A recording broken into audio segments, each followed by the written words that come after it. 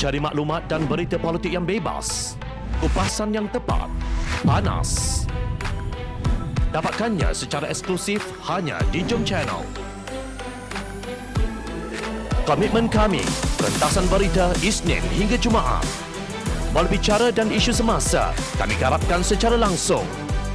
Panel-panel berkaliber dan profesional. Interaktif, pandangan anda kami raikan. Jangan lupa bersama kami di setiap hujung minggu dalam edisi khas mingguan. Jom Channel, moving forward, sharing a new experience.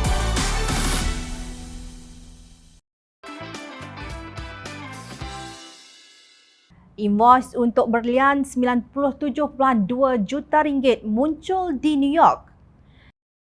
Juri dalam perbicaraan bekas jurubank Goldman Sachs Group Incorporation akhirnya melihat bukti kukuh berhubung harta yang dibeli dengan wang yang didakwa dirompak dalam skandal rasuah berbilion dolar One Malaysia Development Berhad One MDB, lapor The Bloomberg. Namun apa yang dilihat oleh juri bukan kalung berlian merah jambu sebenar bernilai 23 juta US dollar, kira-kira 97.2 juta ringgit Malaysia, cukup besar sehingga boleh jadi pemberat kertas yang dicipta oleh tukang emas berprestij New York, Lawrence Schwartz. Kalung itu dicipta khas untuk Datin Sri Rosmah Mansor, isteri bekas Perdana Menteri Malaysia Datuk Sri Najib Razak. Mereka melihat bukan kalung, waima gambar kalung, tetapi invoice. Banyak lagi invoice untuk pembelian harta menggunakan dana yang didakwa dirompak daripada 1MDB telah ditunjukkan di Mahkamah Persekutuan Brooklyn, New York pada Rabu 23 Mac lalu. Pendakwa raya juga mendakwa sebuah entiti yang dikawal oleh Low Tech Joe atau lebih dikenali sebagai Jolo turut menggunakan wang 1MDB untuk membeli 5 karya seni dari rumah lelong Christie dengan harga 58.3 juta US dollar. Termasuk 51.8 juta US dollar dibelanjakan untuk lukisan Jean-Michel Basquiat bertajuk Das Hits. Lawrence Schwartz mencipta perhiasan untuk selebriti seperti Beyonce, Adele dan Blake Lively. Beliau tidak dipanggil sebagai saksi dalam kes tersebut. Sebaliknya, beliau memberi kenyataan yang telah dimasukkan oleh pendakwa sebagai rekod rasmi mahkamah. Bagi yang tidak tahu, invoice ialah dokumen yang menyelarikan barang-barang atau perkhidmatan yang dibekalkan kepada pelanggan dan menyatakan jumlah wang yang perlu dibayar oleh pelanggan. Menurut rekod, Jolo menghubungi Lawrence Schwartz pada Jun 2013 meminta tukang emas itu mencipta rantai berlian merah jambu dengan permata berbentuk hati di tengahnya untuk Rosmah. Rosmah meminta berlian 18 karat, tetapi mereka barang kemas terbabit berkata beliau hanya mempunyai berlian merah jambu 22 karat. Lalu perjanjian bernilai 23 juta US dollar telah dicapai untuk batu yang lebih besar itu. Lawrence Schwartz kemudiannya menghantar sendiri kalung itu kepada Rosmah semasa wanita yang menggelar dirinya First Lady of Malaysia itu ditinggal di atas kapal layar bersama Jolo di luar pantai Monaco menurut rekod. Rosmah kemudian membeli barang kemas tambahan bernilai 1.3 juta US dollar daripada Lawrence Schwartz pada 2014, kata rekod itu.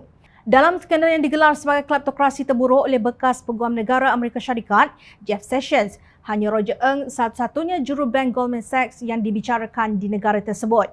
Roger Ng dituduh bersebahat dengan bekas bosnya Tim Lesner untuk membantu Jolo menyedut berbilion-bilion dolar daripada 3 perjanjian bond yang dilakukan pihak bank tersebut bagi pihak 1MDB.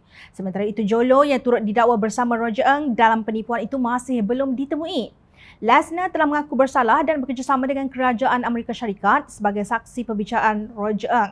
Dalam pendedahan oleh Lesner sebelum ini, Mahkamah New York diberitahu bahawa dua setiausaha sulit Najib Razak ketika dia menjadi Perdana Menteri terlibat dalam memudahkan penerbitan bond ketiga bernilai 3 bilion US dollar untuk 1MDB. Lesner menjelaskan bond ketiga itu bergantung kepada sokongan khususnya dalam bentuk surat sokongan daripada kerajaan Malaysia untuk mengumpulkan 3 bilion US dollar dan bukannya jaminan daripada International Petroleum Investment Company IPIC seperti dua bond yang pertama.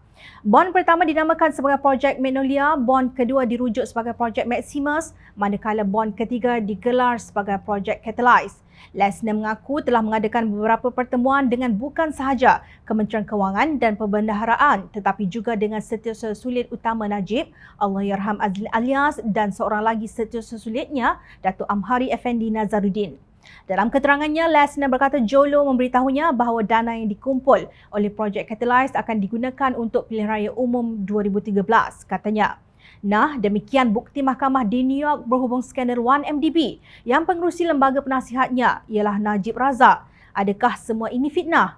Untuk apa Lawrence Watts memfitnah Rosmah sedangkan skandal 1MDB ini sudah memberi cukup publicity buruk terhadap reputasi beliau sebagai pereka barang kemas yang ternama di kalangan selebriti di Amerika Syarikat.